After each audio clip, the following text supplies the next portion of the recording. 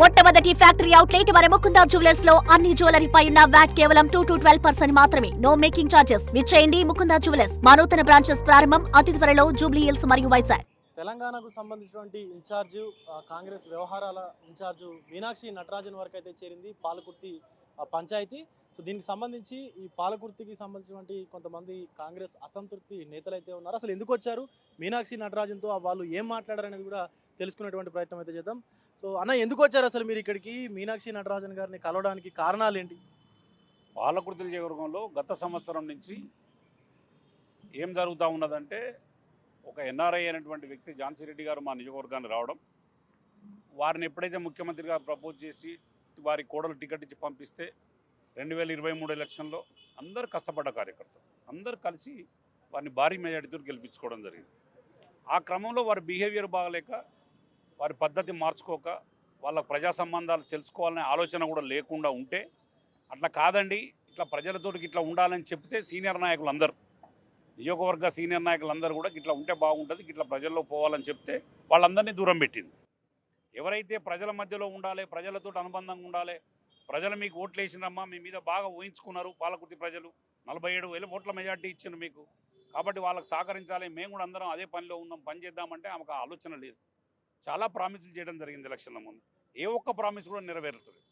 నెరవేర్చకుండా భాగం ఎవరైతే ఆమె ఇది పద్ధతి కాదని చెప్పినో వాళ్ళని అసమ్మతి ముద్ర వేయడం, మీరు మాకు అసమ్మతులు దయాకరావు కోవట్లు అని చెప్పడం, ఇటువంటి సిస్టమ్ మొత్తం నియోజకవర్గంలో తయారు చేస్తే అందరూ కూడా దూరమై మొన్న సర్పంచ్ ఎలక్షన్లో ఆమె అసమ్మతి ముద్ర వేసిన తర్వాత అందరూ వాళ్ళ ఇండివిజువాలిటీ నిరూపించుకోవడానికి ఆమె గ్రామంలో కూడా ఆమె పాలలో ఆమెను ఏదైతే తీసుకొచ్చి నియోజకవర్గంలో ఆమెను మా కోడలను ఎమ్మెల్యే చేసిండ్రో, తిరుపతి రెడ్డి గారు, నరేందర్ రెడ్డి గారు, అక్కడ మహేందర్ గ్రామ సర్పంచ్, వీళ్ళందరూ కూడా ఆమె కోసం కష్టపడ్డారు. వాళ్ళు కూడా లాస్ట్కు వ్యతిరేకం అయిపోయారు. ఇప్పుడు మీరే మొత్తం మీ నాయకులందరూ కలిసి అసంతృప్తిగా ఉన్న వాళ్ళే 10 గ్రామ పంచాయతీలు కూడా గెలిపించుకున్నారంట. మరి ఆవిడ ఎందుకు గెలిపించుకోలేకపోయారు? ఆవిడ అసమ్మతి పెట్టింది కాబట్టి, ఆమె బాధ్యత తీసుకోకుండా ప్రవర్తించింది కాబట్టి ఓడిపోయింది. ఆమె సొంత గ్రామంలో బాధ్యత తీసుకోలే. సొంత గ్రామంలో ఆ రోజు తిట్టినోడు అమ్మ బొమ్మ అన్నోనే తీసుకొని మళ్ళీ టీఆర్ఎస్ని తీసుకొని సర్పంచ్ టికెట్ ఇచ్చేసరికి అందరూ వ్యతిరేకించారు, ప్రజలు వ్యతిరేకించారు, వాళ్ళ నాయకులందరూ వ్యతిరేకించారు. ఇది కరెక్ట్ కాదమ్మా, వాళ్ళు కొద్దిగా పద్ధతి మార్చుకోనందుకు వాళ్ళందరినీ దూరం పెట్టింది. నీ పద్ధతి మార్చాలమ్మా, ఇది అమెరికా కాదు, ఇది ఇండియా. నువ్వు అమెరికాలో రియల్ ఎస్టేట్ వ్యాపారం చేసినట్టు పాలకుర్తి నియోజకవర్గంలో చేస్తే నడవదు తల్లి, దీన్ని కలుపుకపోద్దామా అని ఓ కొడుకు, చిన్నమ్మ అని ఓ కొడుకు, అందరు కొడుకులు చెప్తే వాళ్ళని కూడా అనుమానంలో వాళ్ళని కూడా దూరం చేసుకొని, మీరు చెప్పేది నాకు వ్యతిరేకంగా చెప్తా ఉన్నారు, నేను చెప్పిందే వేదం, నా షాడోయిజమే నడవాలని చెప్పి ఆమె నిర్ణయం తీసుకొని అట్లా ఫెయిల్ అయింది. మేము మీనాక్షి నటరాజన్ గారితో మీరేం మాట్లాడారు, ఆవిడేం చెప్పారు? అసలు మీనాక్షి నటరాజన్ గారికి మేము ఒకటే చెప్పినాం, మీరు ముఖ్యమంత్రి గారు కాంగ్రెస్ అధిష్టానం ఏ ఆలోచన విధానం చేసుకొని మీరైతే ఝాన్సీ రెడ్డిని నియోజకవర్గాన్ని పంపించినరో అది ప్రజలు నిలబెట్టింది. కానీ మీ ఆలోచన విధానాన్ని ఈరోజు ప్రభుత్వ విధానాలు ప్రజల్లో ఆమె నిలబెట్టలేకపోతా ఉన్నది. దయచేసి ఒక్కసారి ఆలోచించండి, కాంగ్రెస్ పార్టీ నష్టపోతా ఉన్నది, కాంగ్రెస్ పార్టీకి నష్టం జరగకుండా చూడండి అని మేము విజ్ఞప్తి చేసినాం. గతంలో లోకల్ బాడీ ఎలక్షన్లో, సర్పంచ్ ఎలక్షన్లో నష్టపోయింది. కంపారిజం చేస్తే టీఆర్ఎస్ కాంగ్రెస్ కంపారిజం చేస్తే 47,000 మెజార్టీ నుంచి 2,000 మైనస్కి వచ్చినాము. ఈ పరిస్థితి రేపు జెడ్పీటీసీ ఎంపీ పిల్లల్లో రావద్దు.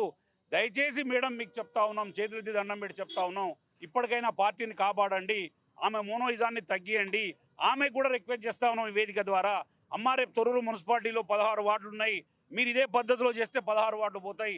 మీరు కలుపుకపోయి కనుక చేసుకోగలిగితే, మీరు ఏదైతే పద్ధతిలో వచ్చిండ్రో, మేము స్వచ్ఛంద సేవ చేస్తాం, సర్వీస్ చేస్తామని వచ్చిండ్రో, మా లీడర్లనే చూసుకున్నప్పుడు మేము ప్రజలు కూడా నమ్మే పరిస్థితిలో లేరమ్మా. ఇంకా ఇప్పటికేం మునిగిపోలే, ఇప్పటికైనా మీరు ఆలోచించండి.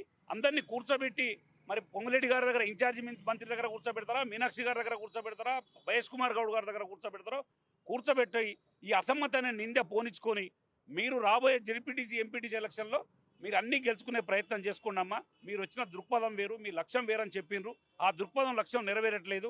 ప్రజల్లో కూడా వ్యతిరేకత రోజు రోజుకు పెరిగిపోతూ ఉన్నది.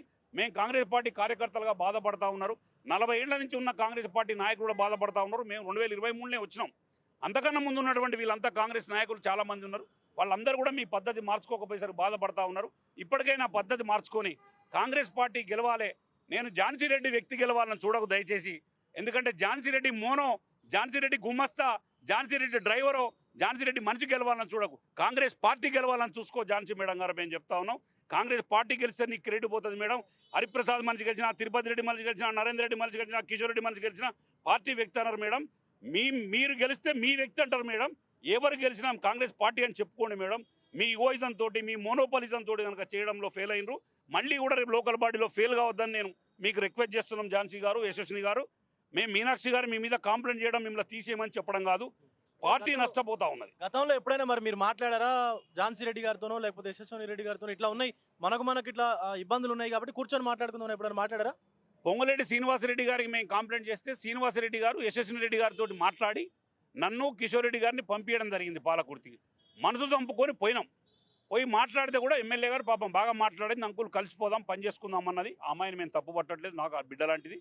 ఈ మేడం, పై మేడం కూడా కలుద్దామంటే ఇంత దూరం వచ్చినాం కదా, చొచ్చుకొని వచ్చినప్పుడు ఆమె కూడా కలుద్దాం, పెద్ద ఆమె వయసులో మనకంటే ఎక్కువ అని పోయినాం, నమస్కారం పెట్టినాం. అక్క మీకు మాకేం పంచాయతీ అంటే ఆ మాట మాట్లాడలే. ఎందుకు తమ్ముడు నీకు నాకేం పంచాయతీ, నా ఎలక్షన్కి పనిచేసిండ్రు, మీరంతా కష్టపడ్డరు, 47,000 మెజార్టీ ఇచ్చిండ్రు.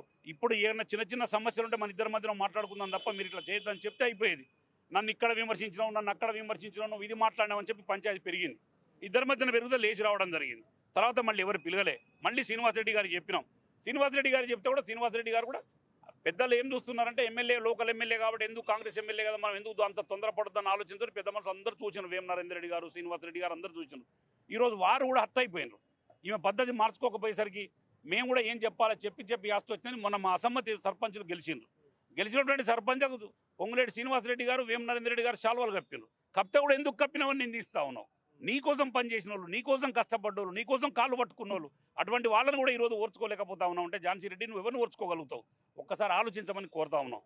ఇప్పటికైనా తక్షణమే మీరు స్పందించి, ఇద్దరు అమెరికాలోనే ఉన్నారు, మరి ప్రజలు ఇక్కడ బాధపడతా ఉన్నారు, వచ్చి తక్షణమే నిర్ణయం తీసుకొని ఆలోచన చేసుకొని ఒక విధానం మార్చుకొని మీ ఇగోయిజాన్ని బంద్ చేసుకొని వచ్చి ఈ అందరినీ కూర్చోబెట్టుకొని మాట్లాడి కాంగ్రెస్ పార్టీని కాపాడాలని చెప్పి కోరుతా ఉన్నాను.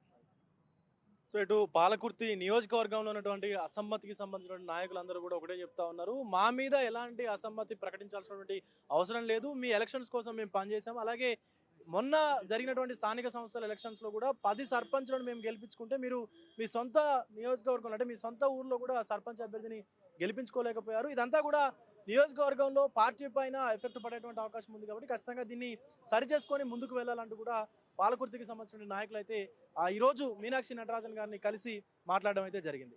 కెమెరా పర్సన్ వినోద్తో Vijay, big TV, MLA quarters నుండి.